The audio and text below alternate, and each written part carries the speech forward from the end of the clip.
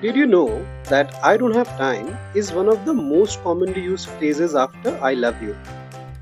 Everyone suggests to use a to-do list or a checklist to get your life more organized, right? Hi, I am Prashant Uttekar, a learning enthusiast, and you are listening to the Relearning Podcast Shorty. And today I would take you through few tricks for an effective to-do list. I'm confident that you have some sort of to-do list in your head, maybe on your mobile phone, or actually on a piece of paper.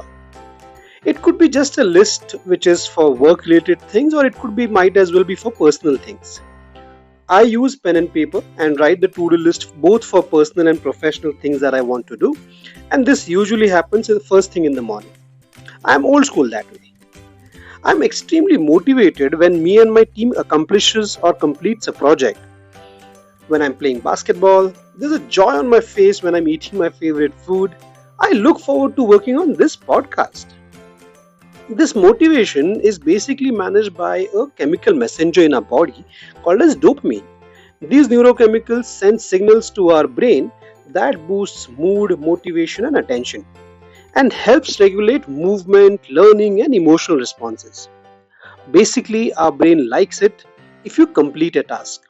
So, next time when you complete a task, just do a small favor by putting a little tick mark against the task you just completed. This does not have to be a mightier task or a bigger accomplishment.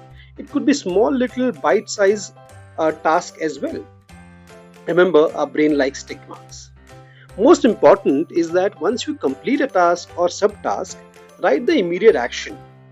It could be as easy as you tick marking a task of sending an email to your manager on a project proposal, and you immediately write the next associated task, which is to follow up with the manager for approval by 10 a.m. tomorrow. Yes, a good task will have a timeline to it. Try and complete at least 3 tasks per day from your to-do list. And on most days, you won't be able to complete all the tasks on your to-do list.